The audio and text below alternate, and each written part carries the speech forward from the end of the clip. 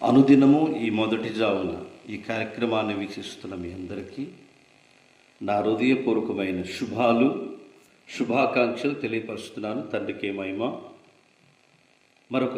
మరొక కార్యక్రమంలో ఈ రీతిగా సర్వోన్నతుని గణపరిచే కృప సర్వశక్తిమంతుడు మనకి ఇచ్చినందుకు ఆయనకి మహిమ చెల్లిస్తూ ఒక పాట విందాం. తండ్రికి మహిమ కలుగును. హల్లెలూయా.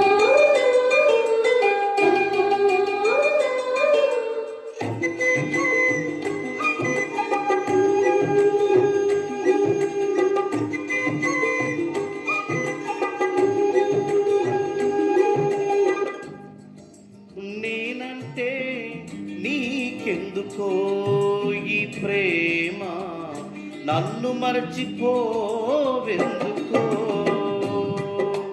నేనంటే నీకెందుకో ఈ ప్రేమ, నన్ను మరచిపోవెందుకో. కష్టాలలో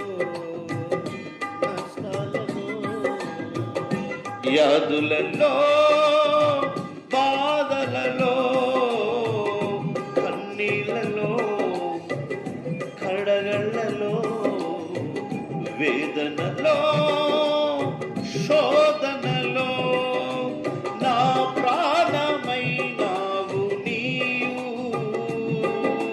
ప్రాణమా నా ప్రాణమా, ప్రాణమా నా ప్రాణమా. నేనంటే నీకెందుకో ఈ ప్రేమ, నన్ను మరచిపోవెందుకో. నేనంటే నీకెందుకో ఈ ప్రేమ, నన్ను మరచిపోవెందుకో.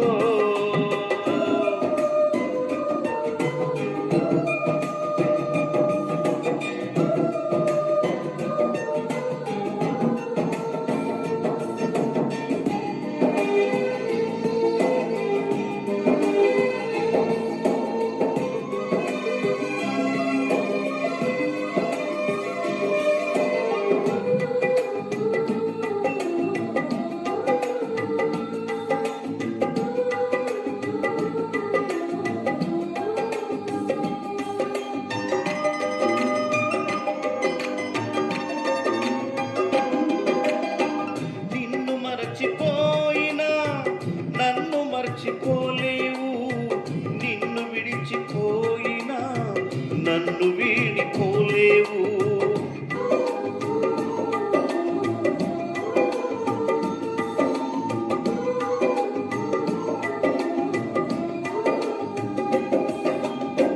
నిన్ను మర్చిపోయినా నన్ను మర్చిపోలేవు, నిన్ను విడిచిపోయినా నన్ను వీడిపోలేవు. ఎందుకింత ప్రేమ నాపై మెస్సయ్యా, ఎందుకింత ప్రేమ నాపై మెస్సయ్యా, ఎందుకింత ప్రేమ నాపై మెస్సయ్యా, ఎందుకింత ప్రేమ నాపై మెస్సయ్యా. ఏ రుణమో ఈ బంధమో నా ప్రేమమూర్తి, తాళలేను నీ ప్రేమను. నేనంటే నీకెందుకో ఈ ప్రేమ, నన్ను మరచిపోవెందుకో. నా ప్రాణమైనావు నీవు, ప్రాణమా నా ప్రాణమా, ప్రాణమా నా ప్రాణమా.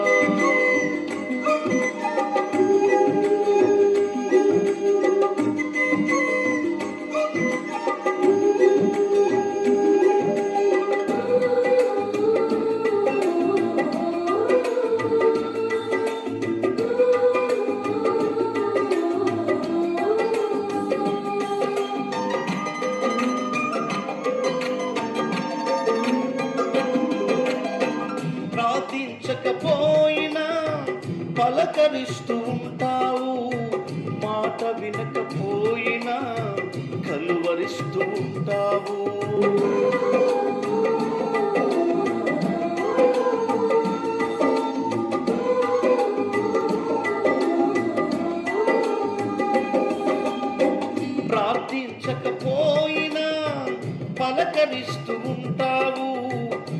మాట వినకపోయినా కలువరిస్తూ ఉంటావు. ఎందుకింత జాలి నాపై మెస్సయ్యా, ఎందుకింత జాలి నాపై మెస్సయ్యా, ఎందుకింత జాలి నాపై మెస్సయ్యా, ఎందుకింత జాలి నాపై మెస్సయ్యా. ఏ బలమో ఈ బంధము, నా ప్రేమ ముక్తి తాళలేను నీ ప్రేమను. నేనంటే నీకెందుకో ఈ ప్రేమ, నన్ను మరచిపోవెందుకో. నా ప్రాణమైనావు నీవు, ప్రాణమా నా ప్రాణమా, ప్రాణమా నా ప్రాణమా. పరిశుద్ధమైన బైబిల్ గ్రంథంలో కొన్ని మాటలు మనం విందాము. తండ్రి యొక్క వాగ్దానాలు ఈ ప్రతిరోజు ఈ మొదటి జామున ఈ చక్కటి వాగ్దానాలన్నీ కూడా మనం తెలుసుకోవడానికి అవకాశం ఇచ్చినట్టు సర్వోన్నతుడికి మహిమ కలుగును గాక. పరిశుద్ధ గ్రంథమైన బైబిల్లో నుండి ఒక వాక్యం చదువుదాం. యోహాను రాసిన మొదటి పత్రిక 3వ అధ్యాయము 8వ వాక్యం ఈ రీతిగా రాయబడింది. అపవాది యొక్క క్రియలను లయపరచుటకే యావే తండ్రి తన కుమారుణ్ణి ప్రత్యక్షంగా ఈ భూమి మీద పంపాడని, ఈ భూమి మీద ప్రజలకు ఆయన నిజంగా ప్రత్యేకంగా తన కుటుంబాన్ని ఆయన ఈ శ్రేష్టమైన వాక్య భాగంలో యోహాను గారు తెలియపరిచే మాట ఏంటంటే, మొదటి పత్రిక యోహాను రాసినట్టు మొదటి పత్రిక 3వ అధ్యాయం 8వ వాక్యంలో, మొదటి నుండి అపవాది పాపం చేస్తున్నాడు కనుక పాపం చేయవాడు అపవాది యొక్క సంబంధి, అపవాది యొక్క క్రియలను లయపరచుటకై యావే తండ్రి కుమారుడు ప్రత్యక్షమాయను అని రాయబడింది. ఇక్కడ రాయబడిన మాట ఏంటంటే, మొదటి నుండి వాడు అపవాదిగాడు ఎప్పుడునూ కూడా పాపము చేస్తూనే ఉన్నాడు. ఆదాము కాలంలోనే, ఆది కాండంలోనే ఈ పాపానికి లోనైనటువంటి పాపపు మనుషుల్లో పాపాన్ని తలపెడుతూ పాపపు క్రియలను తన వైపు తిప్పుకున్న సైతాను రకరకాలైన ప్రయత్నాలు చేస్తూ ఉన్నప్పుడు పరమ తండ్రి సృష్టికర్త ఈ యోహాను పత్రిక 3వ అధ్యాయం 8వ వచనంలో, సాతానుగాడు ఎప్పటి నుంచో వాడు అదే పని మీద ఉన్నాడు కనుక పాపం చేయు ప్రతివాడును పాపం సంబంధి, సాతాను యొక్క సంబంధి కనుక అపవాది యొక్క క్రియలను లయపరచుటకే యావే తండ్రి తన భూమి మీద కుమారుడు పంపించాడట.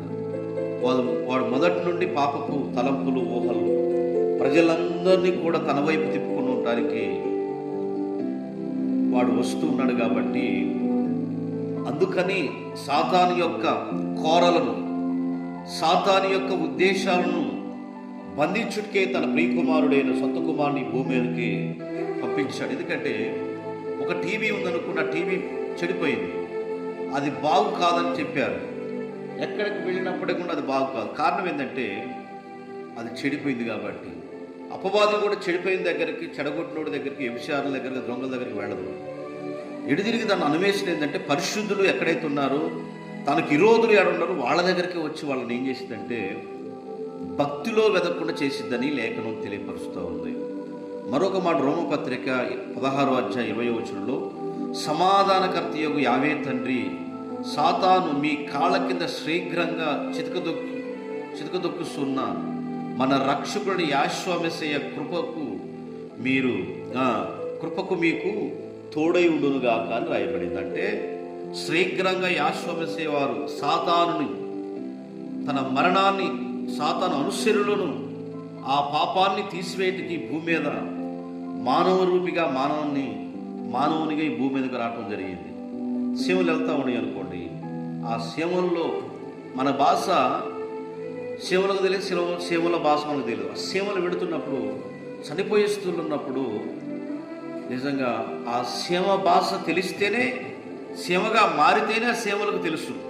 కారు కింద వెళుతూ చచ్చిపోతాయని చెప్పేసి ఒక వ్యక్తి సేవగా మారితే తప్ప ఆ సేవలో రక్షించడానికి ప్రయత్నించడానికి కొంచెం తేడా ఉంటుంది. ప్రియ సహోదరి సహోదరులారా, మానవులు అంతా కూడా పాపం చేసి ఆజ్ఞ అతిక్రమించి అవ్వమ్మ ఆదాము తొలితలోని ఏదోను వనములో ఆ ఒక ఆజ్ఞ వినటం ద్వారా మన రక్షకుడైన మొదటి ఆదాము ద్వారా నిజంగా పాపం భూమి మీద ప్రవేశించింది.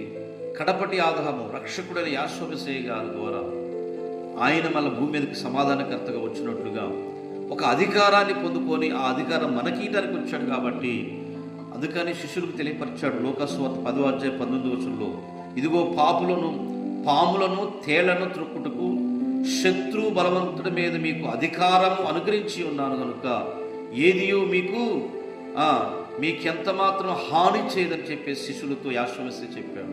అయ్యా, మేము దెయ్యాలు పోతున్నాయి అయిపోతుంది పిచ్చోళ్ళారా బాబు, అది కాదు నాన్న, మీ పేర్లు పరలోకంలో ఉన్నందుకు సంతోషించమాకండి. మరి ఏంటయ్యా అంటే, మన పేర్లు పరలోకంలో రాయబడిన సంతోషించాలి, ఇక్కడ అక్కడ కాదు. కానీ మన పాపాలు క్షమించిన అపవాది గురించి కానీ దేని గురించి కానీ మీరు ఆనందించాల్సిన అవసరం లేదు. నీ నామంలో దెయ్యాలు పోతున్నాయి అయిపోతుంది. నో, మానవుని యొక్క పాపాలు క్షమించుటకు సాతాను బలము నుండి అధికారం ఇచ్చిన చెప్పి రాయబడింది హెబ్రీ పత్రిక 2:14-15 కాబట్టి ఆ పిల్లలు రక్త మాంసములు గలవారైనందున ఆ ప్రకారమే మరణం యొక్క బలము కలిగిన వారిని అపవాదిగాడు అంటే సాతాను మరణము ద్వారా నశింపజేయుటకును జీవితకాలమంతయు మరణం భయము చేత దాస్యమునకు లోబడే వారిని విడిపించుటకును ఆయన కూడా రక్త మాంసములలో పాలివాడాయను. ప్రియులారా, ఈరోజు మరణమును జయించినట్టు చక్రవర్తి ఈరోజు మరణమును నశించిపోతున్నట్టు పాపంలో కూరుకోరుపోతున్నట్టు ప్రతి వారిని రక్షించడానికి ఈరోజు ఆయన కూడా రక్త మాంసములను ధరించి మానవ రూపిగా ఈ భూమి మీదకి పుట్టడం జరిగింది కనుక అందుకని ఆదాములు చేసిన తప్పుకి క్షమాపణ పొందటానికి ఆజ్ఞ వీరుని కాబట్టి భూమి మీదకి రక్షకుడు రావడానికి సిద్ధంగా ఉన్నాడు కనుక సిద్ధమయ్యాడు, సిద్ధంగా ఉండి వచ్చినాడు కనుక అందుకని అవ్వమ్మ తప్పు చేసింది. అవ్వమ్మా, ఎందుకు నువ్వు వెళ్ళావు, చూడొద్దని పండు ఎందుకు తిన్నావని చెప్పి ఆదాము గద్దియాల్సింది. కానీ అవ్వమ్మ మోసపోయింది, ఆదాము మోసపోయింది. కాబట్టి తన రూపము, తన దిగంబరత్వం, తన కళ్ళారా కనపడుతూనే ఉంది ఎవరికి, ఆదాముకి. అయినా కానీ అవ్వమ్మ మీద ప్రేమ ద్వారా ఆ పండు తిన్నాడు. కాబట్టి మరి నిజంగా అందుకని అవ్వమ్మ చూడక మోసపోయి, నువ్వు చూసి మోసపోయావు కాబట్టి ఇద్దరికి శాపం పెట్టాడు. 3:15 ఆదికాండంలో మరియు నీకును స్త్రీకిని నీ సంతానమునకును ఆమె సంతానమునకు వైరము కలగజేద్దును, అది నిన్ను తల మీద కొట్టును, నీవు దానిని మడిమ మీద కొట్టుదు అని ఈ శాపాన్ని ఆదామా మొన్నయి నువ్వు మట్టి దులితేనే తప్ప, కష్టపడితే చెమటూస్తేనే తప్ప నీకు ఏది ఉండదని చెప్పేశాడు. ప్రియ సహోదరి సహోదరులారా, మనం కూడా ఆదాము చేసిన అతిక్రమం మళ్ళా చేయకుండా పవిత్రులుగా ఉండాలి. ఎందుకంటే యోహాను సువార్త 16:11 సర్వాధికారి తీర్పు పొంది ఉన్నాడు గనుక తీర్పును గురించి ఒప్పింపజేయును. అంటే తీర్పులోనికి ఒక పరిశుద్ధాత్మ మనం ఒప్పింపజేయడానికి భూమి మీదకి వచ్చింది.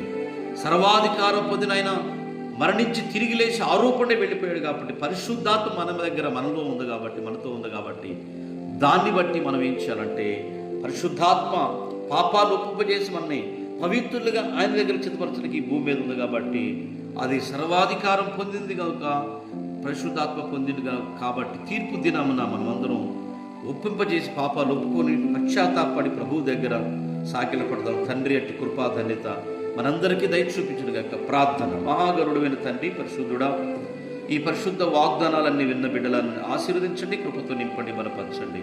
మనందరినీ చేతులకు అప్పచెప్పుకుంటూ ఈ అనుదినము మొదటి జామునన్న ఆయన బిడ్డలందరినీ ఆశీర్వదించి చివరి వరకు ఉన్న బిడ్డలను దీవించమని యేసు మెస్సీయ నామం ద్వారా అడుగుతున్నాం తండ్రి, ఆమేన్.